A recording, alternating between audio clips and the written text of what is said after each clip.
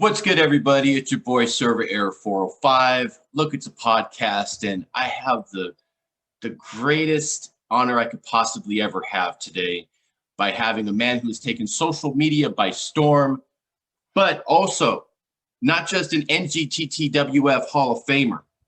He has 3 degrees. He's a sixth grade teacher. He's a college football sideline reporter. He works in both music and sports radio. He also hosts karaoke. Ladies and gentlemen, the man himself, Mr. Professor Nick Harrison. How you doing, Sir? It's good to see you, man. What's good, buddy? How are you? I'm doing well. Thank you for asking. You know, I'm not an NGTTWF Hall of Famer yet. They haven't put me in the Hall of Fame yet. I'm just retired. Buddy, you know you're a first ballot Hall of Famer, so you know. I don't. There are no guarantees. If you ask the Heel Club, I'm not. So I don't know. Well, in character, we have a little bit of issue, but out of character, you know I love you. So we'll get into some NGTTWF stuff, but there's a lot of other things that I want to talk about. But the main thing is, let's start from the beginning. I know that you've got into TikTok kind of like a second chance, because the first time you didn't like it, you didn't want to get put on a watch list because of all the teenagers dancing and everything else. So you deleted the app, but you got into it because of wrestling content. When did it actually feel like fun for you? When did you like it? Was it right away or? It was fun from the beginning. It actually took a while before I started doing wrestling content. I got into it because I'm a big fan of a lot of different stuff, comedy, music. Wrestling is a gigantic love of mine. So once I found that on TikTok, I latched on to it. But, I started out doing funny videos and music-centric videos and following the trends and stuff like that. And people really started to latch onto it and pick up on it. But then it was the wrestling stuff that people really started to gravitate towards. And, then I ended up going viral doing the corn stuff and the ABCs and all of that. And that just went all over the globe. So yeah, there's a lot of different stuff that got me into it, but the wrestling is one of the big parts. Yeah. Okay. And when did you incorporate, doing the TikToks into the classroom? Like, did you have to go and get permission first? You just started doing it? Once school started, it wasn't really, because any of the stuff that I did in the classroom was off the clock. After the kids, I was a virtual teacher, so there was no one that sat in my homeroom. Any videos that I did with kids, I made sure the parents were okay with the kids actually being in the video. I never really put any kids in there without their parents saying it's okay. There are a couple kids who were in my homeroom class that were not allowed to be in my videos because their parents didn't want them on TikTok, which is absolutely fine. Right. That happens with a lot of people. They're like, I can't be in the video, and that's fine. And that was something that I just started doing because people knew that I was a teacher. I did a lot of teacher-centric content on the page, which that's one of the things that a lot of people started moving towards too. I just had one that I did about teaching not too long ago that did pretty well. So yeah, that's a part of my content. So anytime I get the opportunity to mix any of my different types of content on TikTok, I take that opportunity.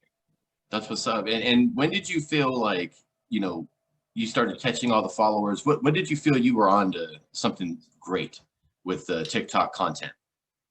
It was probably very recently, probably when I hit 500,000 a couple months ago was when I was really like, okay, because I had been on for a year. And that, well, actually, before that, when the corn stuff started hitting, I was like, okay, now this is something. Right. And now it seems like I'm getting retweeted by a different WWE superstar every day. So it's just MVP just retweeted me earlier today. Wow. So it's really growing, and it's cool to see. Because it's because it's fun for me. It's a lot of fun. I don't look at it as work. I don't look at it as an obligation. I look at it as fun. Do you plan them? Do you plan them ahead of time, like what you're going to do, or is it kind of like, what? Let me just do this, like spur of the moment? Some are planned. Very rarely is it planned.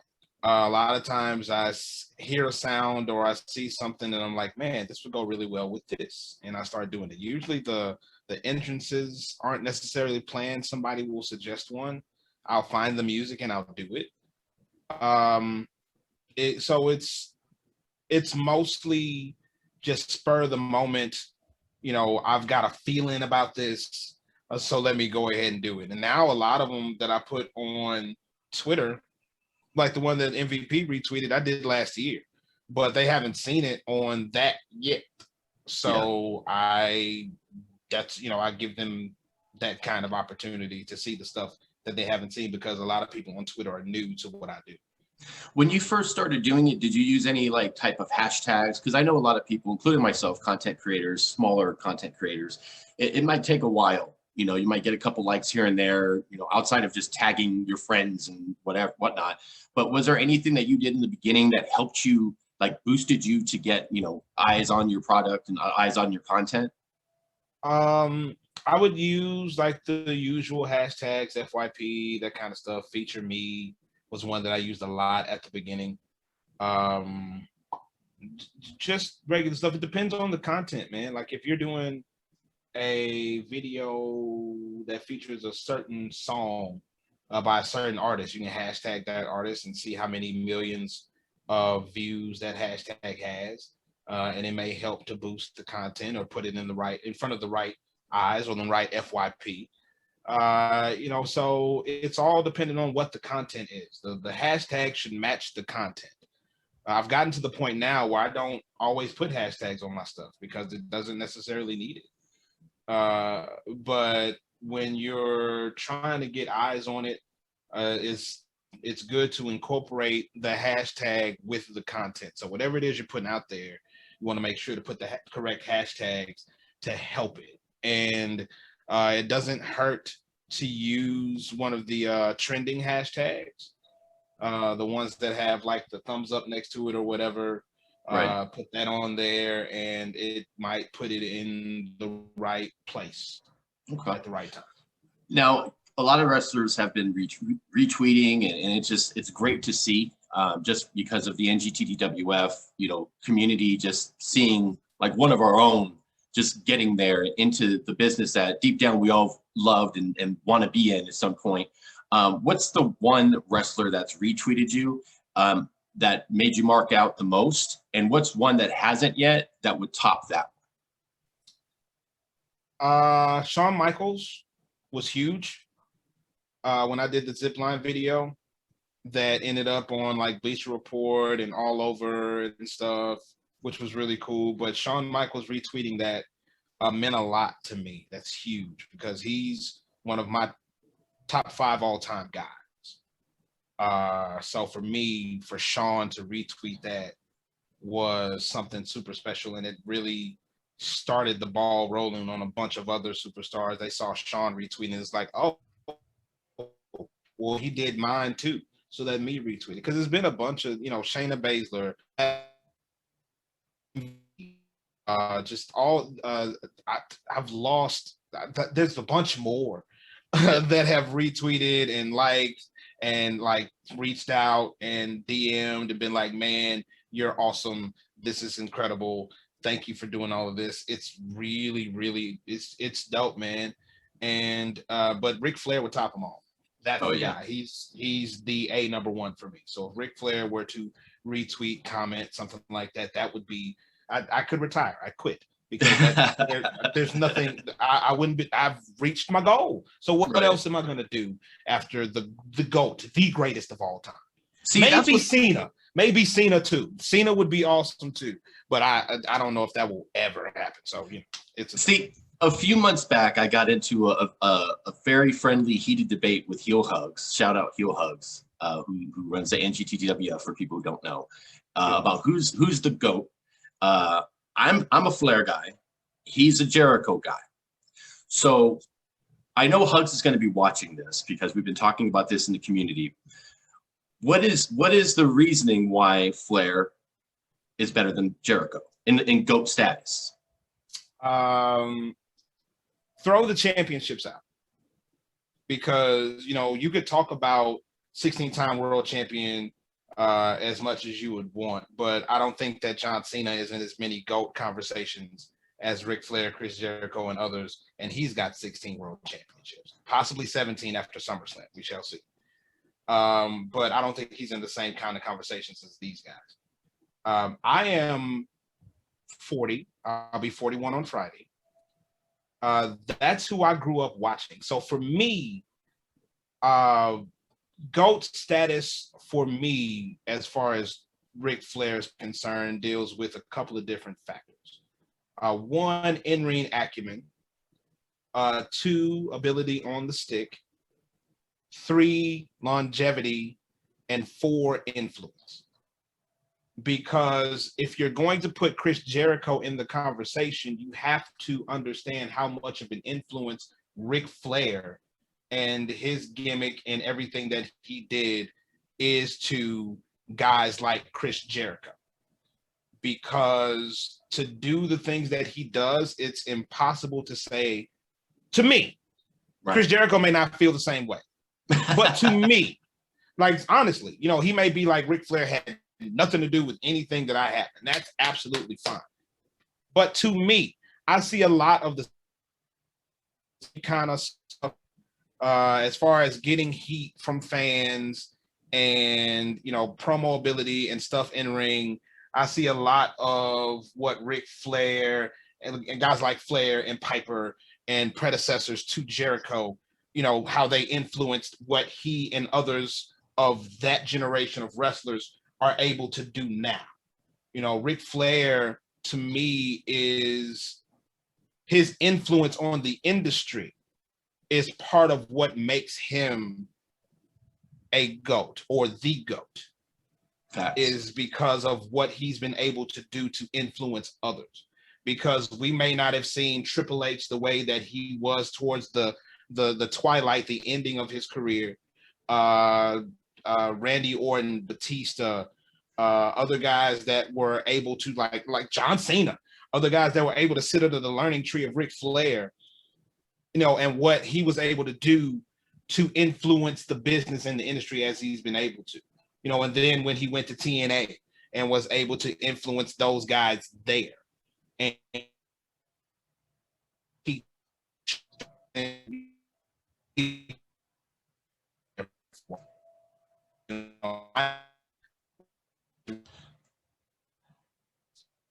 you're cutting out just a little bit. See, you're breaking up a little bit, and that's what happens when you talk about the GOAT. The Wi-Fi breaks up a little bit because when you're talking about somebody that is such a well-known person like Ric Flair, it shakes the core of everyone's Wi-Fi. I'm sure mine's going to start shaking up here a little bit, but I think the Wi-Fi might be back into where it's supposed to be. So we did lose him for a second, but he's going to come back in here. But the basic key to have successful Wi-Fi is you have to make sure that you don't talk about Ric Flair as being the GOAT because it's so powerful and strong. And see, speaking of powerful and strong, Mr. Professor is coming right back. So to go back to your point about Ric Flair, he's just more an influence in everything he's done for the business. That's what puts him up to the top with you. I feel the same way.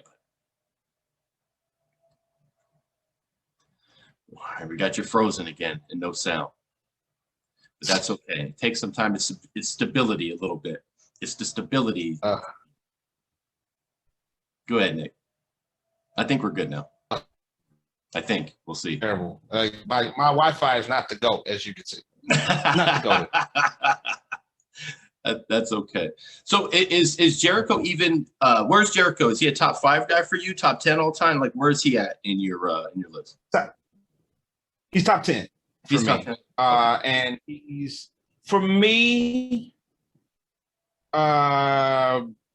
we know Flair's number 1, but after him in no real order, because of what they were able to do in the ring, what their careers meant to the industry, and the influence that they had on other professional wrestlers. Ric Flair, Shawn Michaels, The Rock, Stone Cold Steve Austin, and you can kind of interchange at 5 For me, again, this is for me. I may lose respect from a couple guys, but I really don't care. Just honestly, don't care. Chris Jericho and Randy Orton, to me, or like, yeah, for me personally, I can see where people would put Jericho much higher on the list than a couple other guys. I can see where people will put Chris Jericho number one. That's one of the great things about professional wrestling and being a professional wrestling fan is we all have opinions. There's not one single fan that I know that hasn't looked at a star rating that Dave Meltzer has put up at some point and been like, Meltzer is out of his mind. That's his personal opinion. We all have our own personal opinions of what we love, what our favorite matches are, who our greatest of all time is, and that's what the fandom means. That's what's great about it. So, you know, Heel Hugs maybe cuss me under his breath. He knows how I feel about Ric Flair. It's cool. So, because I read that you've been a wrestling fan since you were in diapers. I'm the same way. I'm 46, so I've been loving wrestling for quite some time now as well. What were you really into? Just like the NWA stuff, WCW? Were you just all around like WWF, AEW, or not AEW, AWA? What were you really into growing up?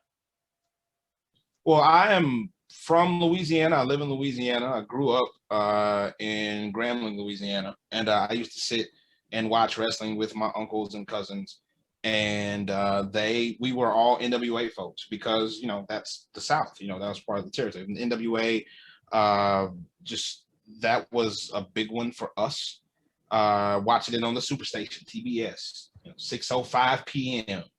You know, watching these great, fantastic wrestling matches, and that's part of the reason why I look at not Chris Jericho, Ric Flair the way that I do, because I grew up watching it. You know, that was, my thing. WCW,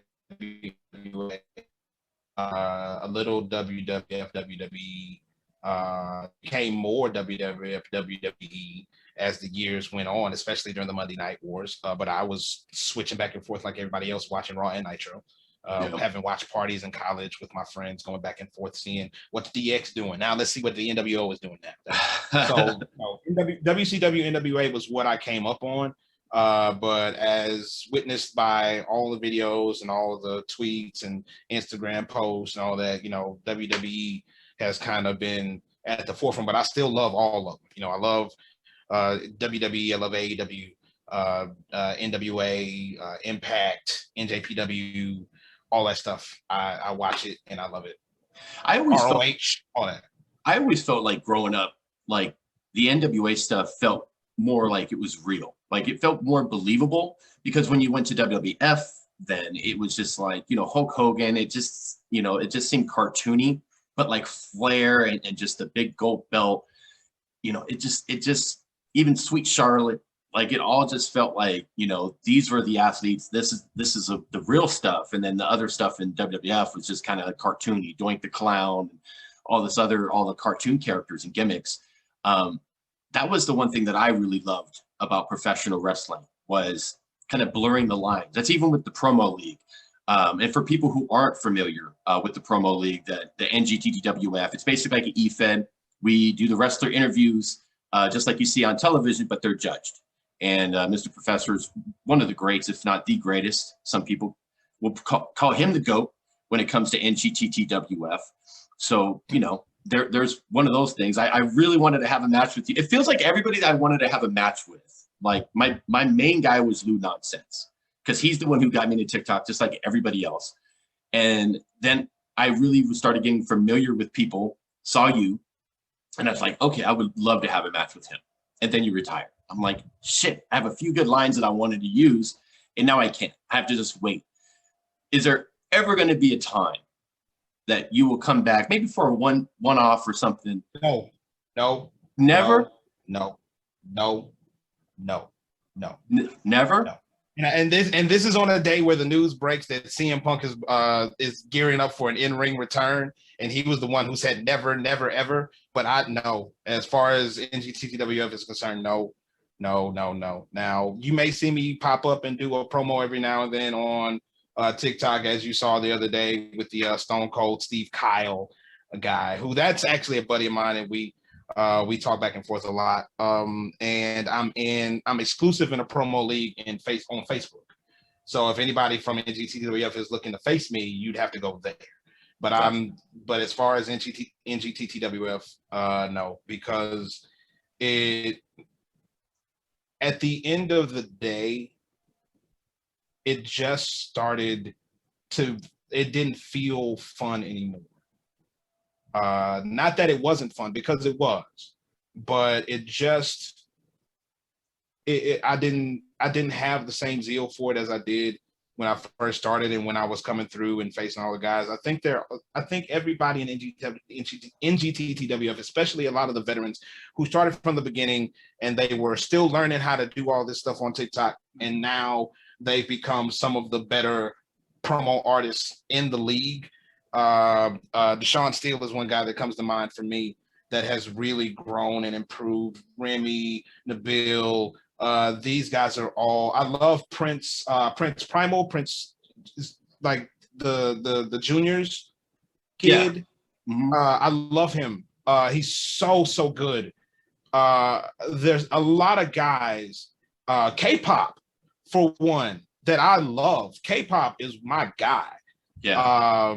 OTK, who defeated me in my final match. I love those guys. They are so talented and so fun to watch. Of course, heel hugs. Boo. No, that's my guy. I love Josh so much. And to me, if you ask me who the NGTTWF GOAT is, it's Lou Nonsense. I'm not gonna put that on myself. Lou is the greatest of all time. I had the privilege of facing him twice. I won the first encounter. He won the second. He, to me, is the guy. And he is a Hall of Famer, and well-deserved. Absolutely. So, there are a lot of guys like you that I never got the chance to face that I would have liked to. He faced Lou in his final match. And I don't know why his name escapes me, because we're friends on TikTok and I love him. Skylar? No. Skylar Mars is my son. I have his t-shirt. No, not Mars. Panda. Oh yeah. Panda guy. Panda is my boy. And I never got the chance to actually face him. So there are a lot of guys who are in GT.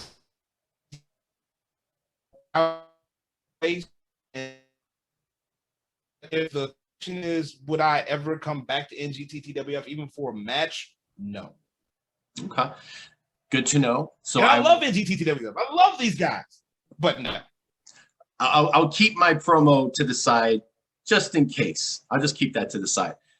You mentioned a couple people. You mentioned K-pop, which is fine, because when I faced Rogue beat me, and Rogue said his match promo is one that he had actually planned for months.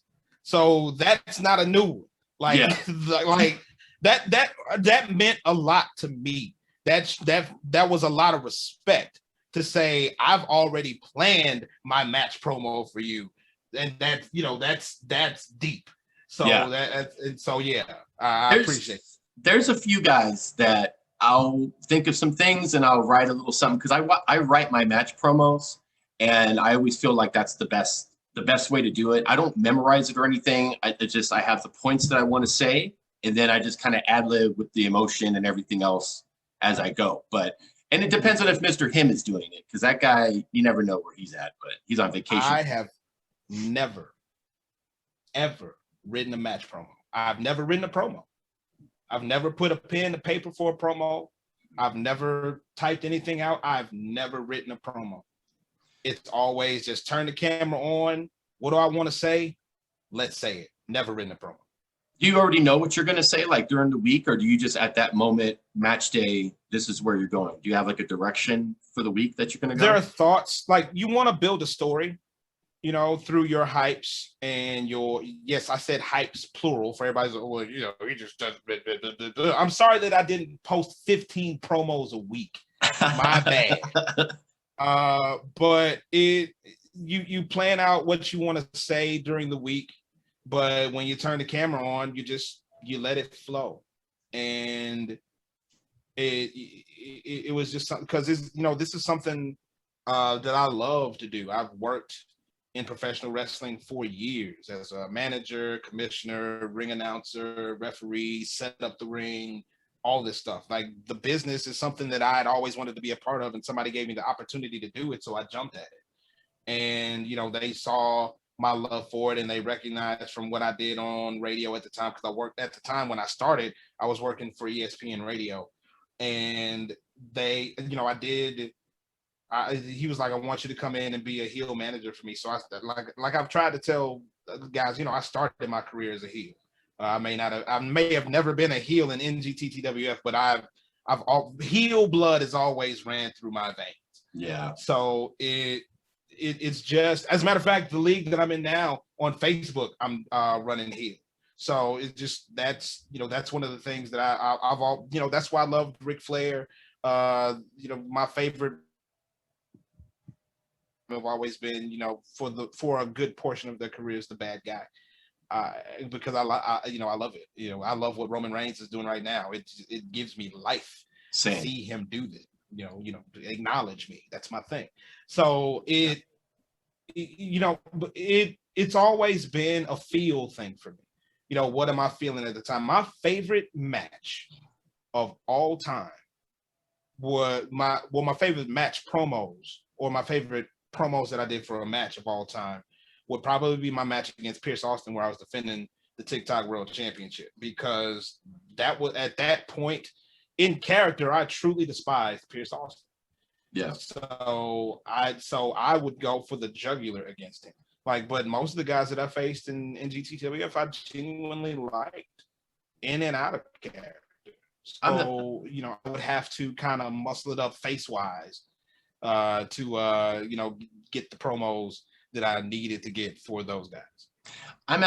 Fun fact, I'm actually facing Pierce in his return to NGTDWF for NGTDWF's version of SummerSlam, which I believe I was going to call it the Cookout.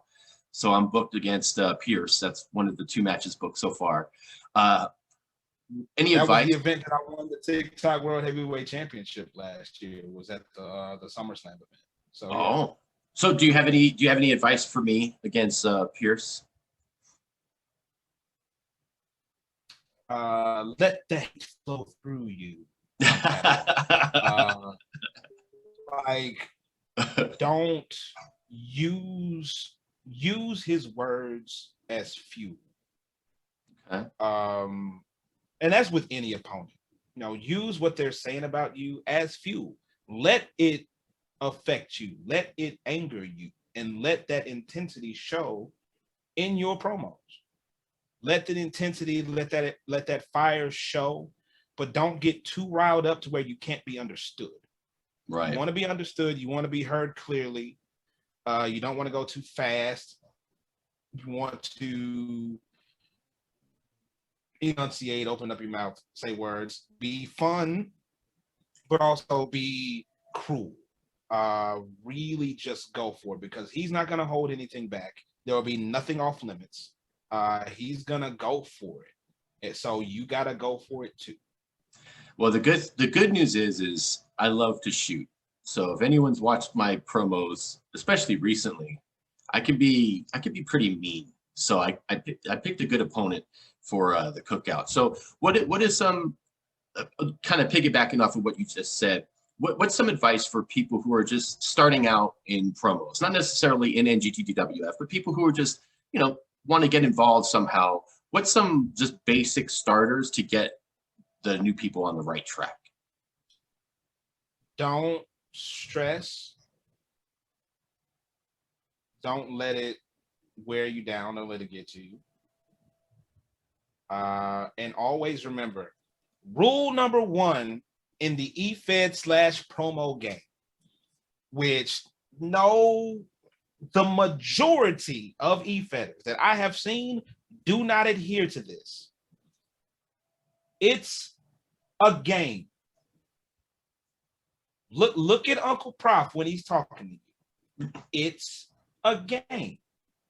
You are not a real wrestler. this is not real.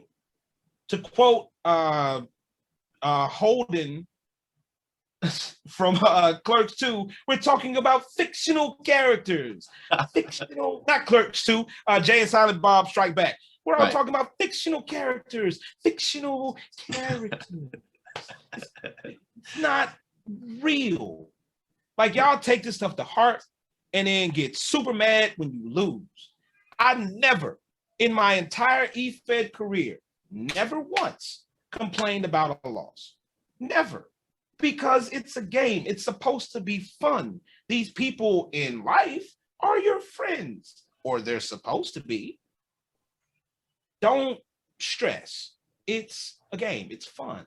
You know, have fun with it. Please don't lose the intensity. Don't lose the drive. Of course, we want to win. Even when we play Monopoly, we want to win. And if we lose, we flip the board over and cuss out all of our family and friends because we lost. But at the end of the day, we remember that it is a game. And now you have to go to Toys R Us and buy a new Monopoly board, but it's still a game. It's still having fun. So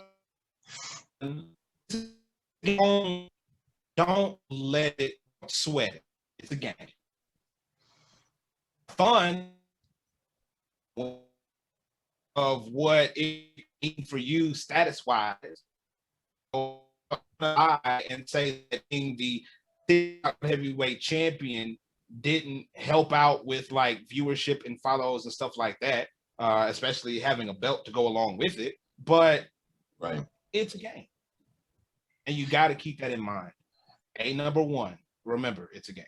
That's solid advice, because, you know, there are people that take things, you know, to heart and they go outside of it a little bit. But, you know, with that being said, a couple things. There's one thing I did want to mention, because I do have some fan questions for you. But there's one Seriously? From there. People actually want to ask me questions? Amazing, right? I have fans. Okay. You got a couple. There's a couple people that like you.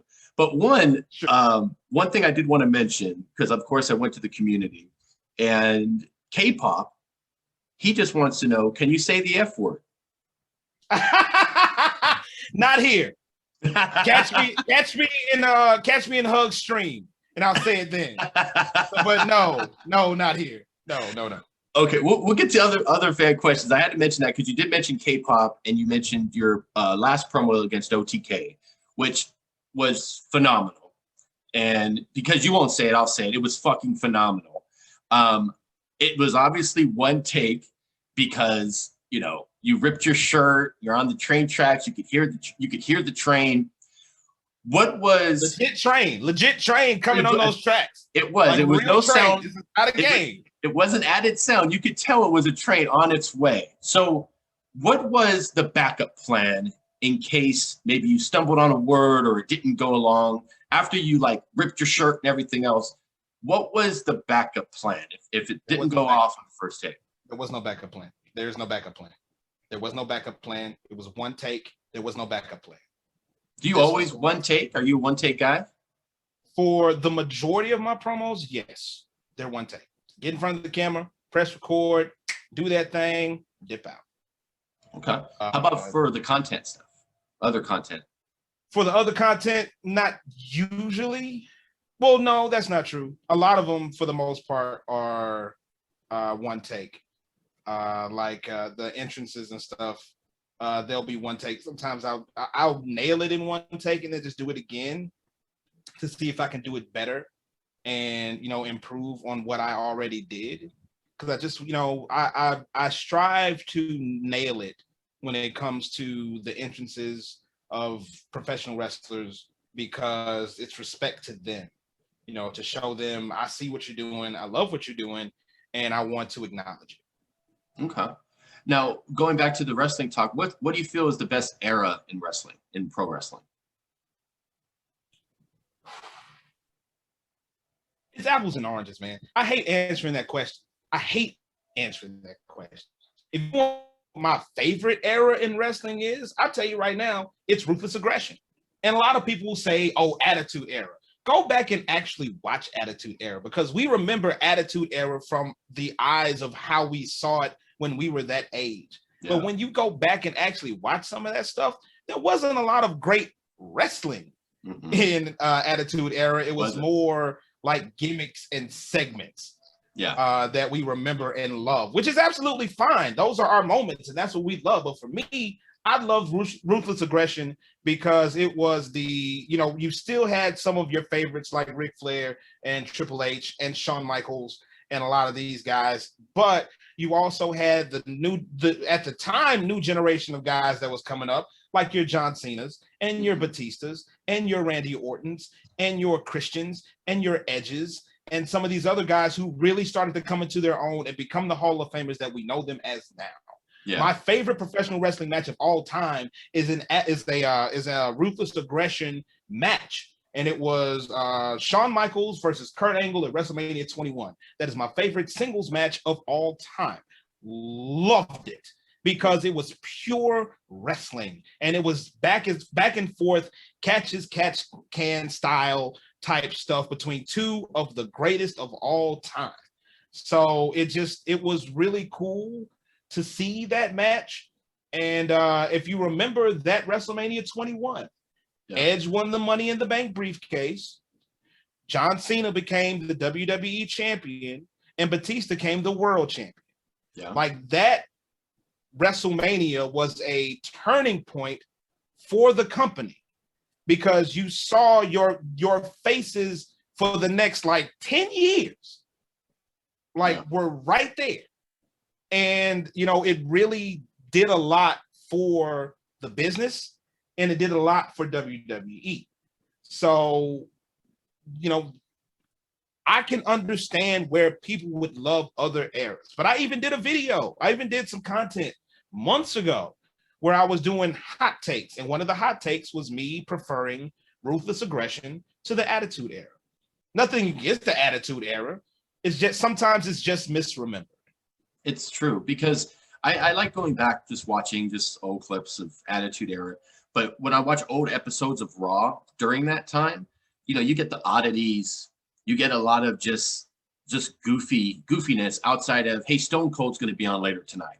Or maybe even the NWA angle they did with Dr. Death and Cornette was running with Jeff Jarrett.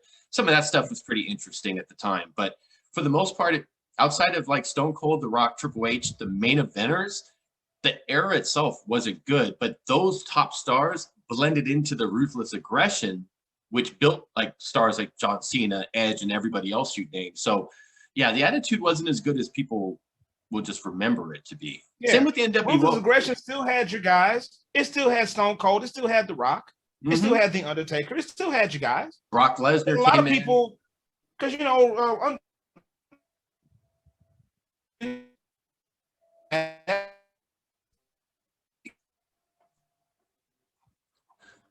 Wi-Fi is breaking up a little bit again.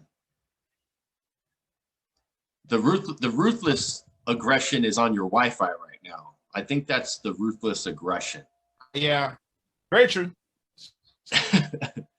So while you're getting the Wi-Fi back to where it's supposed to be, the other thing I did want to go into, let me pull up my question here.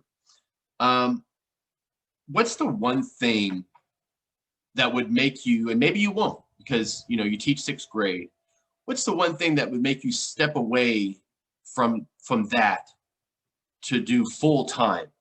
Is there anything, or no matter how big you get or anything, you're always gonna teach, or are you gonna have is there a particular gig that would just say, I'm done, this is what I'm gonna do, or you're always gonna be that teacher? WWE. Like in what capacity? Whatever Any capacity they want me. Any? They got the announcer contest going on right now. I did mine. Say that happens. Bye. All right. Love you, kids. Love you, kids. So, it's stuff like that. WWE, AEW. I love teaching. I wanted to be a teacher since I was young. I did Future Teachers of America when I was in high school. I trained to do it for a long time. You know, I taught on the collegiate level for 7 years before I started teaching on the elementary level. I love it. I've been teaching for 15 years. But to to take a phrase from Shawn Michaels, or more notably from Vince McMahon, wrestling is the boyhood dream. So, you know, if somebody were to come a knocking, I'd probably answer the door. Has anyone from WWE like contacted you outside of like the appearance on the bump? Like after it happened, have they just like reached out in any way or? No, as far as people like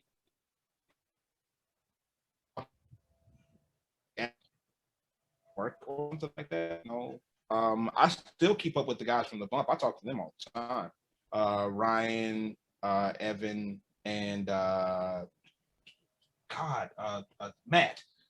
I talk to Matt more than any of them. Matt, Ryan, and Evan, I talk to on a regular basis, and they're always retweeting and liking my tweets and stuff like that. I actually talked to Matt yesterday. Haven't got Kayla wasn't on when I was on the bump, so I haven't really gotten a chance to connect with her. But if I ever do it again, I would hope to talk to her as well.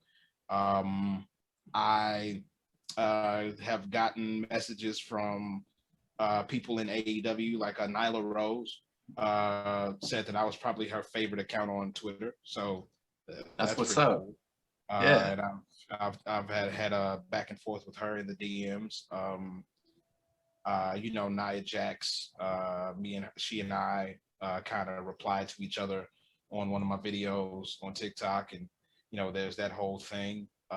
So it's all, you know, I've had the opportunity to. It's been really cool to connect with a lot of these people who I admire and look up to and watch and support, and for them to say that they watch and support me means the world. You know, to have people who are in the business who are actively rooting for me to get hired, means the world to me. You know, and I don't take that lightly. I'm extremely blessed and thankful for all of that, and you know, whatever the creator has for me, I'm open to it. And I feel it's going to happen, bro. Like it's just a matter of time, and this is just like part of it. So, the one thing I did want to bring up, because you are a lover of music, I've watched some of your karaoke that you posted, even going live. So, with that being said, there's a couple people from your alma mater, Grambling State University, that are musicians. Erykah Badu and E40. They're also alums. Who had the better career? You're not gonna get me to answer that. I will say this.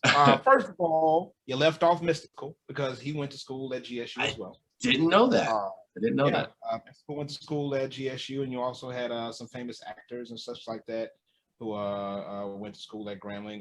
Natalie Desselle, who was in the movie Baps and Def Jam's How to Be a Player. But we're not putting Mystikal in a conversation with Erykah Badu and E40. Are we doing that today? Is that what we're doing? I mean, if you're from Louisiana, if you're from the South, you could, because of, you know, you've been with Mystikal since you know, just now. TikTok is just now jumping on. Here I go. Here I go. I knew about Here I Go when I was in high school. So that's like 20 some odd years old. And people are just not jumping on it. I lived in Alabama for 5 years. I'm originally from Los Angeles, California. I'm a Southern California guy, but I lived in Alabama for 5 years. So I'm well aware of how much the South loves like boozy, like some guys that people, they don't even care about it. But being from SoCal, you also know about E40's career and what he's done. And I love 40 Fontarelli. That's my guy. I'm attached to Erykah Badu because I went to the same school of theater that she went to. Actually, Erykah left GSU right before I started going to school there. I think she left like mid-90s, and I started at GSU in 98. You know, I'm from there, but I didn't start going to school at the college until 98. And I actually got to see her perform live at Grambling while I was in school. You know, it was kind of a homecoming for her. And it was really dope because a lot of the people who I was in the theater department with were people that went to school with Erica. So they were like sitting front row and slapping hands with her, and she was pointing to them and checking them out. So yeah, it's That's dope. I have a bit of a connection with her through that, and my instructors would always talk about her and the stuff that she you know, did while she was there. She was a wild one, and it still kind of is. Right. You know, Erica is her own woman, and from other people, and I love every single minute of it.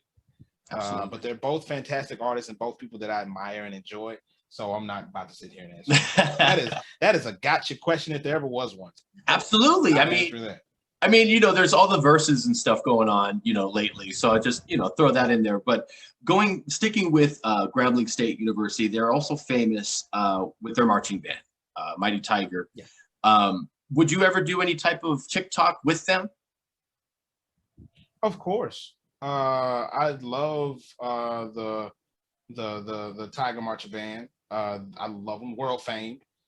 Shout out to the world fame. It was, you know, I'm connected to them for multiple reasons. There's a friend of mine who just passed away, who was the announcer for the band for years. And, you know, so I would get to, you know, hang around with some of the band members. I've had family members and friends who were in the Grambling band. I actually marched with the Grambling High marching band when I was in high school, and got trained by a lot of the people from the Grambling marching band. So you know, I'm extremely connected to them. So I would absolutely do a video with the world fame. You kidding me? That'd be a thrill of a lifetime. Absolutely, yeah. For some reason, I thought you did some sort of marching band content or something, maybe a long time ago. Maybe I'm mistaken, but I thought you might have done something similar. Maybe I'm wrong. I don't think so. You do a lot of different things, so it is hard to keep track. I may have used marching band sound on one of my videos. That's about it. So from that and doing karaoke, what's your personal go-to karaoke song? Like you're just out with some friends, not hosting, you know, you go and have a couple drinks or whatever, or out dinner. And what's the one song that you go to every time? Hook by Blues Traveler. Any particular reason? Just like you feel like that's the song that you sing the best, or? I know it word for word. I'm very comfortable with it, and it's one of my favorite songs of all time. Like I'm not gonna get up and do karaoke if I'm not gonna nail the song. Like I'm not doing stuff that I've never done before. Like but I have a large bank of songs that I know by heart that I use, and but Hook is number one because, you know, it usually gets the crowd going. It's an upbeat tune. You know, Blues Traveler is a lot of fun, and there's the part at the end that goes really fast, and people are like, "Oh wow, he's not even looking at the screen." I'm like, "No, no, I'm not." Notice, that's why. Yeah. So yeah, that's the go-to is Hook. I saw them in concert. They're an incredible band to see in concert. They're really slept on. Yeah, they're great. Yeah, I like them. What's the GOAT karaoke song? Being a host, what's the one karaoke song that's just like the GOAT karaoke song? Here in the South, it would probably be "Friends in Low Places" by Garth Brooks. Yeah. Anywhere else, it would probably be "Don't Stop Believing" by Journey. Everybody tries to get up to sing "Don't Stop Believing." But I will say that Bohemian Rhapsody is really high on the list too. Every time I've ever went to karaoke, and I used to frequent a lot, I always would do "Rock You Like a Hurricane" and "Livin' La Vida Loca," because those are just like two good songs. So that I love personally to just do karaoke for. But the one song that I really cringe, because 95% of the time people do it and it doesn't come out as pure on the ears, is "Reasons," because it has that pitch at the end that they just really try, finger in the ear, just going for it. Have you heard how many bad versions of "Reasons" have you heard, or you've never heard people play "Reasons"? People don't do around here. People don't do reasons at karaoke. I've never really heard it. Maybe that's it. Probably because they're scared of that part. Right. So no, we don't mess around with reasons. If we're gonna do stuff of that genre, it'll be Easy by the Commodores. Yes. That because that one is much easier for people to do. But Reasons is one that we're gonna leave Philip Bailey to the high notes. Yes. Yeah. Because it starts off very smooth, but then it just you gotta be a singer for real. Yeah, you gotta that, but then that one part comes up. That one part.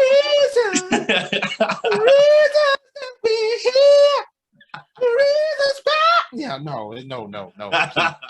Stop. If you ever, I would love to see you do Reasons on a TikTok, like a live or something. Just one time, just shout me out one time. Just go for it. I would just love it. But, I would take it down. I would take it down a couple of notches before I tried to do it. You would have play to. Around. I play around with songs like that, like "Back at One" by Brian McKnight is one that I have to take down a couple octaves in order for me to sing it correctly. Because Brian's always able to hit those notes, especially in the middle of the song. Throughout the lifeline, just in the nick of time. Yeah. You have to really get up there to get it. So I'd have to take that one down a little bit. So yeah, it's a couple that are like that. See, I'm a 90s R&B guy, so I think next time I go to karaoke, I'm just going to incorporate some Jodeci, Silk, Shy, Troop. Just like I love 90s R&B. Good choices. Yeah. We could have a whole podcast in just 90s R&B. That could be another time, but I love a 90s R&B. Let me check another couple questions here from the community of fans. Where's the ones here? This is from the director, Tommy Moore. Shout out director Tommy Moore. He said, What up, Tommy? He's asking, is there anyone you would have wanted to, well, you actually kind of answered this, but because it's Tommy Moore, I wanted to make sure I got it in here. Is there anyone you wanted to face in NGTTWF if you didn't retire? So just kind of the top three. Let's just name three. No order, just three people that you really wanted to face if you never retired. Heel Panda God, Heel Hugs, and who would be that third person that I didn't face?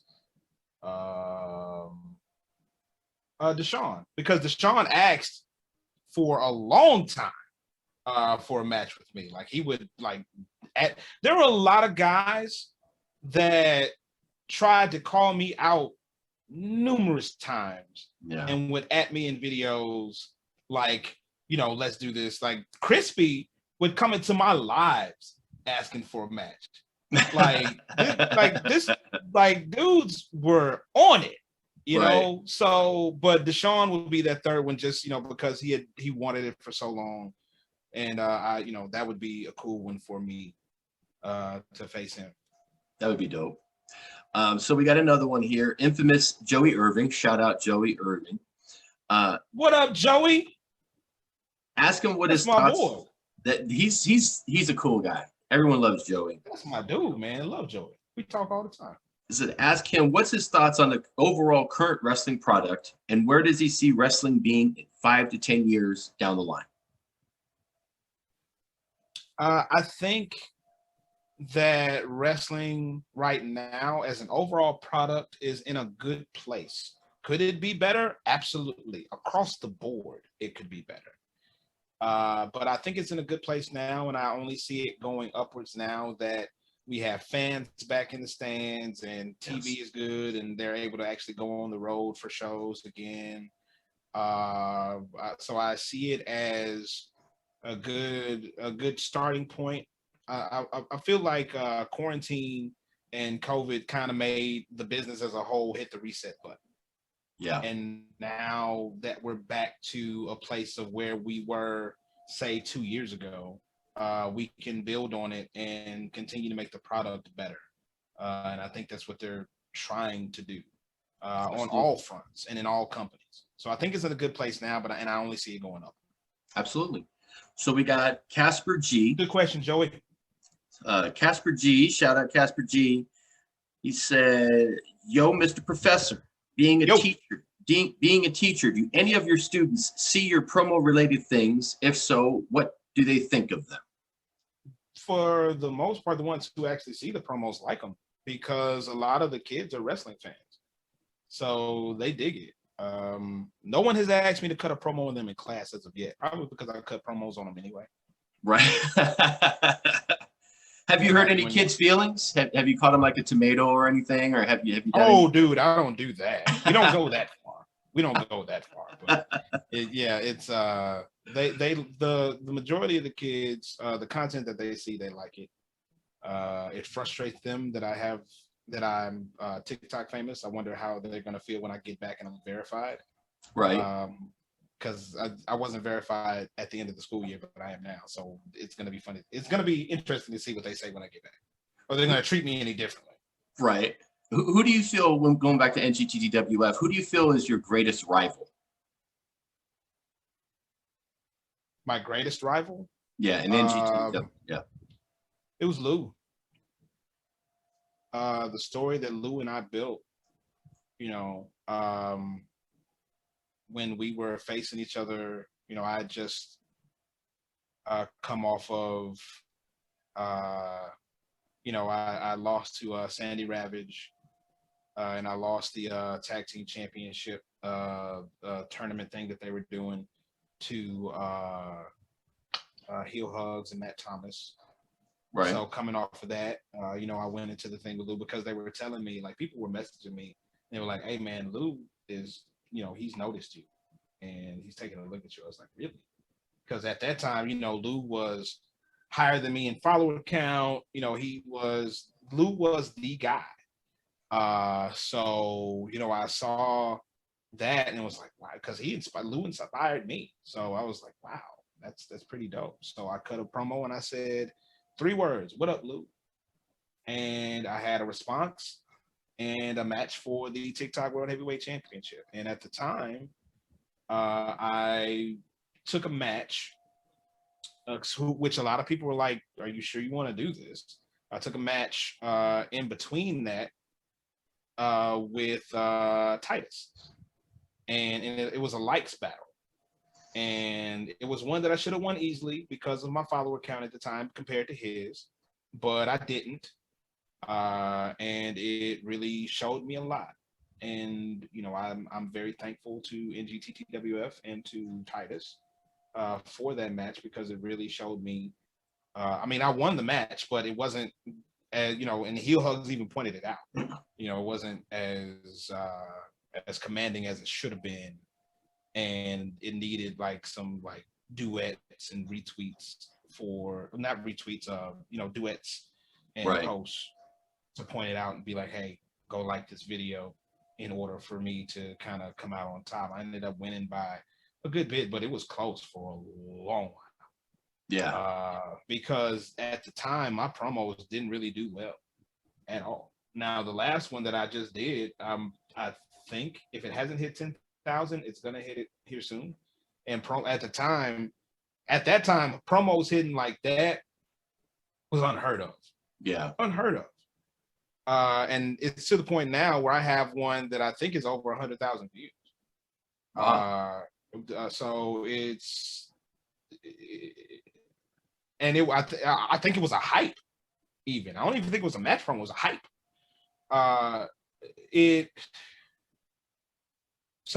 The game has upped and has changed since we first started doing this on TikTok, and it is beautiful to see. But I took that match against Titus and then went into the match against Lou, and I wasn't all that confident that I was going to win because I was constantly being told, "What have you done? Yeah. Like, you barely won a likes battle."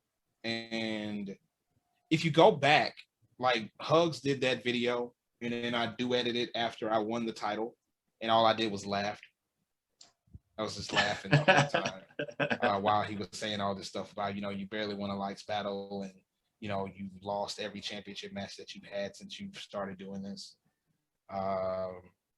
which was partly in character, but it was all facts. He wasn't lying. Right. It was motivation, though, because again, it's a game, but we like to win, don't we? Absolutely. So it gave me motivation to keep pushing and to keep doing better. And that week of promos against Lou was some of the best work that I've done since I was on TikTok, and ended up winning the world championship in a narrow 3-2 vote. And I was the world champ, and got the chance to defend against Pierce Austin. But that whole time I knew, because Lou wanted to take some time off after all of that, and did, and it was deserved. Mhm. So during that time we had conversations, and he was like, when I come back, I want it to be against you, but let's do something cool. It's like, hell yeah, bro. Like, what do you want to do? So he was like, I want to do this video where I attack you, and I'm gonna like run up behind you and hit you with a hit, like attack you from behind, and then like do all this stuff. I was like, cool. And we coordinated it and put the video together, and it was something that hadn't really been done, and like on that scale. Mhm. And it was, it was really cool. We were able to really build a story between the two of us. And one thing that I've never really shared publicly about that match is the week of promos for the rematch between me and Lou, I had COVID. Wow. I could barely stand. Like I did everything that I could to give my 100% in those promos. I make no excuses, none. I will never make an excuse for anything, especially a loss. Yeah, absolutely. Now, when I was looking back at some of your older videos on YouTube, and just looking through like SoundCloud, Spotify, there's songs on there. You had one with the Honey Badger. Why did you do Honey Badger like that? That was because he got a high. Okay. Oh my God. That was. It is so funny that you bring that up. That song was my first taste of viral success, and that feels like ages ago. Yeah. As you know, I live in Louisiana. And at the time, as I said before, I worked for ESPN Radio. There was an ESPN Radio affiliate out here. Now it's an independent, but at the time it was ESPN Radio. He had just got popped for the second time for smoking the hashish. And the guy who was the sports director of the station at the time, because I would always do like parody songs and stuff like that for the station. And he was like, hey, you should do one on the Honey Badger. Like, do Because I Got High. And I was like, dude, that's brilliant. So I went to the studio that day and cut that song. And it was on Yahoo Sports Radio. I want to say Jim Ross talked about it on Yahoo Sports Radio at the time, which is a wrestling connection, and which is hilarious to me. I would love to hear JR talk about that. We're not as connected with social media and all this stuff as we were at that time. Right. So, it wasn't as easily accessible for me to hear it in real time when it happened. But people were asking for downloads, and all kind of people were contacting me about the song, and it was something. And I know for a fact that Matthew heard it, that Honey Badger heard it, because they played it in the locker room. So I know he heard it. So that was all just fun and games, like I was going to play this week, but then I got high. That's all. So it was all in fun. And I would do a lot of stuff like that. Like if you go to my SoundCloud, you hear a lot of those old sports theme songs that I would do. I did one about Manti Te'o and his girlfriend being a hoax, but I did it to the Banana Boat song. So it was Te'o, Manti Te'o, Manti's girlfriend, she was a hoax. Manti Te'o. Yeah, so there was a lot of stuff that I did like that back then. with the parody songs and stuff, which is why it was easy for me to transition into the TikTok game and doing that stuff. And that's part of, you know, what helped me with doing the Corn ABC song that took off the way that it did, because that's something that I've been doing for like a decade or so. Did you do any Vine stuff when Vine was around? Anywho, Vine? Do you remember Vine? I was on Vine. I could not get Vine. I could not get it down like my buddy Jake.